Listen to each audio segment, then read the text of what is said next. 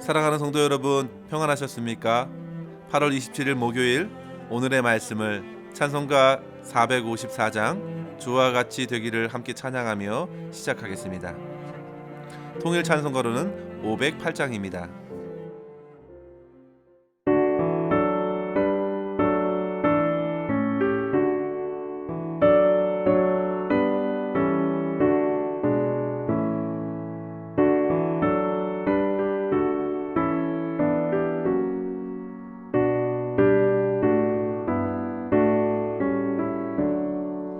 주와 같이 되기를 내가 항상 원하니 온유하고 겸손한 주의 마음 주소서. 세상에서 우리가 나 그대로 있을 때 주의 형상 닮아서 살아가게 하소서.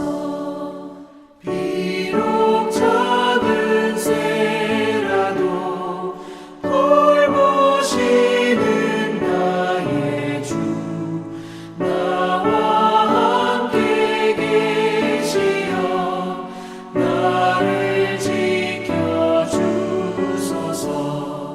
마음이 깨끗하기를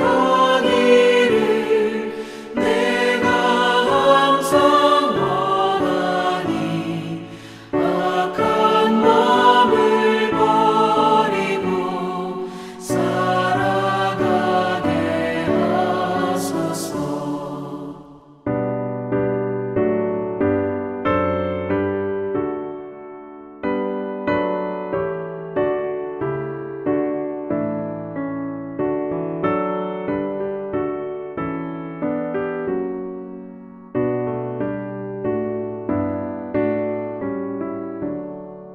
주와 같이 되기를 내가 항상 원하니 주님 뜻을 따라서 살아가게 하소서. 주 은혜로 거듭나 말씀 위에 붙게서 영원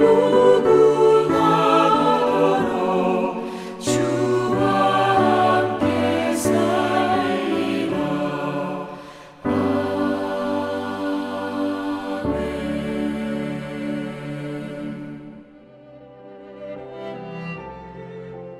아멘. 함께 로마서 15장 1절에서 7절까지의 말씀을 읽도록 하겠습니다. 믿음이 강한 우리는 마땅히 믿음이 약한 자의 약점을 담당하고 자기를 기쁘게 하지 아니할 것이라. 우리 각 사람이 이웃을 기쁘게 하되 선을 이루고 덕을 세우도록 할지니라. 그리스도께서도 자기를 기쁘게 하지 아니하셨나니 기록된 바 주를 비방하는 자들의 비방이 내게 미쳤나이다 함과 같으니라. 무엇이든지 전에 기록된 바는 우리의 교훈을 위하여 기록된 것이니 우리로 하여금 인내로 또는 성경의 위로로 소망을 가지게 하려 함이라. 이제 인내와 위로의 하나님이 너희로 그리스도 예수를 본받아 서로 뜻이 같게 하여 주사 한 마음과 한 입으로 하나님 곧 우리 주 예수 그리스도의 아버지께 영광을 돌리게 하려 하노라. 그러므로 그리스도께서 우리를 받아 하나님께 영광을 돌리심과 같이 너희도 서로 받으라. 아멘. 사도 바울은 로마서 12장 이후에 그리스도인의 삶에 대해 가르치면서 하나님께서 기뻐하시는 예배자의 삶을 여러 가지로 권면해주고 있습니다. 그런데 그 권면들에는 변하지 않는 중요한 원칙이 있는데요. 바로 공동체 안에서 성도들의 변화된 삶이 이루어진다는 사실입니다. 모든 성도는 칭의를 통해 그리스도와 연합하게 되고 교회 공동체에 속하여 하나 되어 가는 삶을 통하여 성화를 이루어 간다 할 수 있습니다. 그래서 로마서 12장에서는 먼저 교회 안에서 유기적으로 연합한 성도들의 삶을 다루어 주고 있고 13장에는 국가와 이웃에게 사랑으로 섬김을 실천하라고 말합니다. 14장에서는 음식이라는 구체적인 문제를 언급하면서 주님을 위해서 서로 용납하며 배려하는 삶을 통해 자기에게 주어진 자유를 절제할 것을 권면해 주었습니다. 그리고 오늘 본문 15장에 이르러 믿음이 강한 성도가 약한 성도의 약점을 보충해주고 한마음 한뜻 되어 하나님을 찬양하는 삶을 살 것을 당부해주고 있는 것입니다. 특별히 오늘 우리가 읽은 본문을 보시면 그리스도인의 삶이란 한마디로 결론 내어 주고 있는데요. 그것은 그리스도께서 우리에게 하신 대로 서로 용납하여 섬기며 하나님께 영광 돌리는 삶이라 할 수 있는 것입니다. 오늘 우리가 읽은 말씀의 마지막 절 7절을 다시 한번 읽어보도록 하겠습니다. 그러므로 그리스도께서 우리를 받아 하나님께 영광을 돌리심 같이 너희도 서로 받으라. 사랑하는 성도 여러분, 우리 모두는 그리스도 안에서 새로운 피조물이 되었습니다. 그래서 우리의 삶의 방향과 목적이 180도 달라졌습니다. 우리의 삶의 방향은 예수님이십니다. 그리고 우리의 삶의 목적은 하나님의 영광입니다. 이러한 삶을 오늘도 살기 위해서 오늘 본문을 통해 다음과 같은 두 가지의 삶의 결단을 내렸으면 좋겠습니다.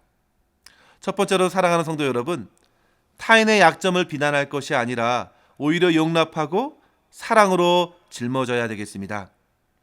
본문 1절에는 믿음이 강한 사람과 믿음이 약한 사람을 언급하고 있는데요. 사실 성경 원문에는 믿음이라는 말은 없습니다. 강한 자는 어떤 일을 할 수 있는 자이고 약한 자는 할 수 없는 사람을 말합니다. 그래서 강한 자가 약한 자를 담당하라 했을 때 이는 약한 자의 결점들을 참아주고 그 약점을 짊어질 것을 의미하는 것이죠. 그런데 오늘날 세상은 어떻습니까? 약한 자는 한없이 짓밟힙니다. 무시합니다. 그러니 서로 자신의 약점을 최소화하고 수단과 방법을 가리지 않고 강한 자가 되는 것에 혈안이 되어 있는 것이죠. 그렇게 강한 자가 되고 힘 있는 자가 되어서 그 힘과 지위를 부리고 오로지 자기의 행복을 즐기며 사는 것, 세상이 추구하는 방식입니다. 그러나 그리스도인들은 시작부터 다릅니다. 먼저 자기의 약점을 인정합니다. 그 약점을 가리기보다 주님 앞에, 교회 안에 인정합니다. 그런데 그 약함은 그대로 방치되어 있지 않습니다. 주님의 다음없는 은혜로서 약함 속에 강함을 얻게 되지요. 바울이 고백합니다. 내가 약할 때에 곧 강함이라. 그의 약점이 오히려 주님의 은혜를 얻는 통로가 되는 것을 경험하게 되었습니다. 그리고 주님께서 힘 주실 때 그 강함과 힘을 세상처럼 자기의 영광과 행복을 즐기는 데 쓰기보다 주변의 약한 사람을 용납하고 그의 짐을 함께 짊어지는 것으로 쓰임받는 것이죠. 이유는 단 한 가지입니다. 바로 현재 자기에게 강한 것이 어디로부터 왔는가를 주 안에서 분명히 깨달았기 때문이죠. 그래서 바울은 믿는 자에게 나타나는 특징이 곧 자기의 강함을 가지고 약한 자의 결점과 실패에 함부로 판단하는 것이 아니라 비방과 비난을 하는 것이 아니라 오히려 내가 용납하고 내가 짊어주어야 할 나의 사명으로 받는 것입니다. 그래서 그들은 자기의 강함을 자랑하며 자기를 기쁘게 하지 않습니다. 오히려 약한 이들을 돕고 섬기면서 그들이 기뻐하는 것을 보면서 기뻐합니다. 성도 여러분, 이상하지 않습니까? 자기를 기쁘게 하지 않고 약한 이들을 섬기며 그들을 기쁘게 하는데 결국 자기가 행복을 경험하게 됩니다. 우리는 이러한 작은 경험들을 일상의 삶에서 충분히 경험할 수 있는데요. 이따금 차를 타고 가다가 잠시 신호등에 머물게 될 때에 물질이 필요한 사람을 만나곤 합니다. 그분들에게 준비한 얼마라도 드려보십시오. 세차장에서 차를 맡기고 찾으실 때에 평소보다 달리 넉넉히 팁을 주는 것만 해도 우리의 마음은 곧 행복을 느낄 수 있게 됩니다. 그렇게 모르는 사람을 받아주고 그를 기쁘게 해줘도 좋은데 교회 안에서의 교우들은 어떻습니까?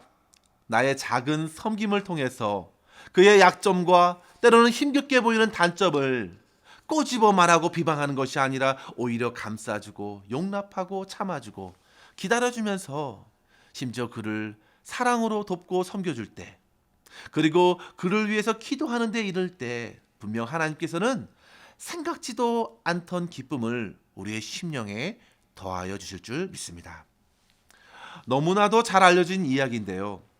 미국의 석유왕이라 불렸던 록펠러는 43살에 미국 최대의 부자가 되었지요.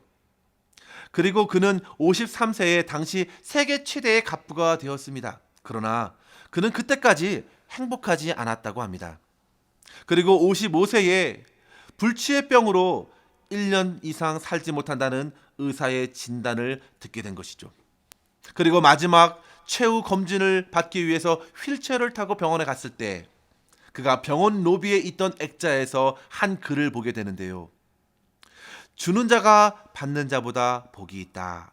이러한 글을 보게 된 순간 그의 마음에는 전율이 일어났고 이내 눈물을 흘리게 되었습니다.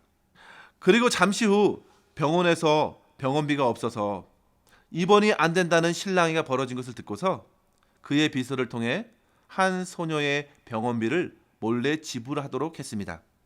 그런데 그 소녀가 기적적으로 회복되자 록펠러는 얼마나 기뻤는지 나중에 그의 자서전에서 그 순간을 이렇게 표현했다 합니다. 저는 살면서 이렇게 행복한 삶이 있는 줄 몰랐습니다. 그러면서 그가 새롭게 회복되었는데요. 이후 나눔과 섬김으로 그의 생활은 믿음의 삶으로 바뀌게 된 것입니다.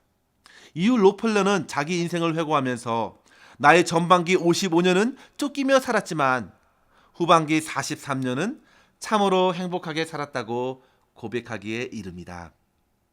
사랑하는 성도 여러분, 특별히 세상에 이기주의가 만연하고 강한 자가 자기를 위하여 힘을 휘두르는 이 현실의 한 복판에서 오히려 다른 사람을 위하여 그 약함을 받아주고 섬겨주며 살아가는 것이 바로 성도들에게 주신 하나님의 능력임을 믿으시고 이러한 삶으로서 참된 행복을 누리며 하나님께 영광 돌릴 수 있기를 주님의 이름으로 간절히 축원합니다. 두 번째로 성도 여러분, 우리는 예수님께서 우리를 받으신 것처럼 서로 받고 하나가 되기를 힘써야 되겠습니다. 7절에 보시면요. 너희도 서로 받으라 라는 말씀이 있는데요. 이 말씀은 우리가 그리스도 안에서 하나가 되길 원하시는 하나님의 뜻을 담고 있는 것이죠. 성도 여러분, 예수님께서 저와 여러분을 받아주셨습니다. 아직 원수 되었을 때, 죄인 되었을 때에 주님께서는 이미 우리를 위해서 모든 것을 희생하여 사랑으로 품어주셨습니다. 주님께서 우리 한 사람 한 사람을 이 같은 사랑으로 받아주셨는데 우리는 어떻습니까? 우리가 받지 못할 사람이 누가 있겠습니까? 그런데 그래도 받지 못하는 분이 계실 수도 혹 있습니다. 저는 그럴 수 있다고 생각합니다. 그러나 이 사실도 믿습니다.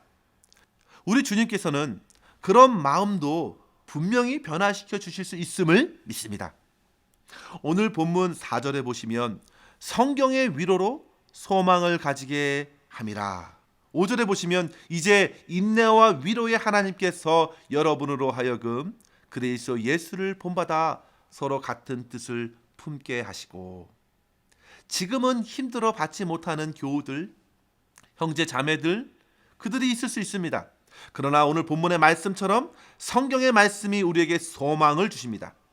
바로 하나님께서 인내와 위로로서 그 마음을 녹여주시고 소망 가운데에 예수님을 본받고 서로 마음을 같이 품게 하실 것임을 의심하지 않습니다.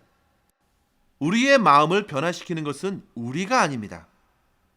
하나님의 능력, 예수님의 사랑, 성령의 위로가 그렇게 우리의 마음을 변화시켜 주십니다. 그래서 하나님께 영광이 되는 것이죠.